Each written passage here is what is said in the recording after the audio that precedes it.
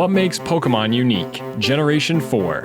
True to form, 3 years later, the 4th generation of Pokemon hit store shelves. Pokemon Diamond and Pearl for the Nintendo DS were considered just marginally better than the GBA titles. The Pokemon series was sort of fading like the fad parents had all thought it would be, but miraculously, with the release of Pokemon Platinum and the Gen 2 remakes Heart Gold and Soul Silver, the fandom had returned in full force.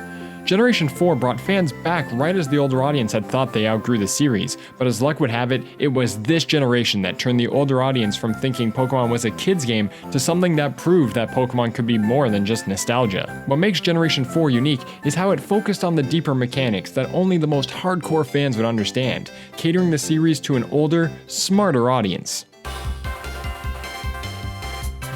Generation 4 followed all the same conventions as previous titles. It was all about collecting 8 gym badges, defeating the Elite Four, and of course, all while the resident villains were trying to take over the world. Diamond and Pearl didn't change the main game, but focused more on what players would do after they became the champion. Not only was there the post-game areas, but there was the battle area with the Battle Tower in Diamond and Pearl, and the thrilling Battle Frontier in Platinum, Heart Gold, and Soul Silver. Although the Battle Tower debuted back in Generation 2 and the Battle Frontier in Generation 3, this time it seemed like it had a new focus. The battling was tough, even in the more gimmicky challenges around the Frontier. Players couldn't get much farther than maybe 21 wins with the team they used to defeat the Elite Four. The challenge just seemed to ramp up so quickly.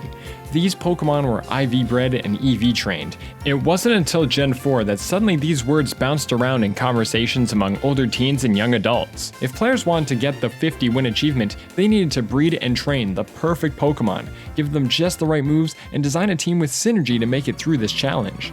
Generation 4 proved and focused on how Pokemon could be considered a competitive game. A battle system that seems so simplistic actually has this depth and strategy. All Gen 4 added to the battle system was a proper physical special split. Previously, attacks that were fire, water, or electric type would calculate damage using a Pokemon's special attack and special defense stats, and normal fighting and rock type attacks would use the regular attack and defense stats. Now, there were physical fire-type moves like Fire Punch and Blaze Kick, and special fighting-type moves like Aura Sphere and Focus Blast. This single-handedly changed the landscape of how to train a Pokemon. Pokemon could now have well-rounded movesets that complement their stats. A Pokemon like Hitmonlee, who had just recently learned Blaze Kick, could actually use his attack stat rather than his non-existent special attack. On top of this, there were tons of new moves like Stealth Rock, priority moves of different types, and U-Turn that does damage and switches out the Pokemon that uses it. There were also new hold items. It may have been a Gen 2 edition to let Pokemon hold items like berries, but now there were items like Choice Scarf, Focus Sash, and Life Orb. There was so much that went into how a Pokemon could be used in battle. Sites like Smogon started to grow in popularity, and Pokemon battling was becoming a science. That's when, in 2009, Pokemon ran its first ever video game championships, a worldwide tournament to see who could truly be the best, like no one ever was. On top of offering a variety of Wi-Fi options to players, tournaments began to pop up all over the world. Pokemon Diamond, Pearl, Platinum, Heart Gold, and Soul Silver gave what was considered a kid's game a competitive scene, and it didn't even affect the main story. It was just something only the most hardcore fans would understand.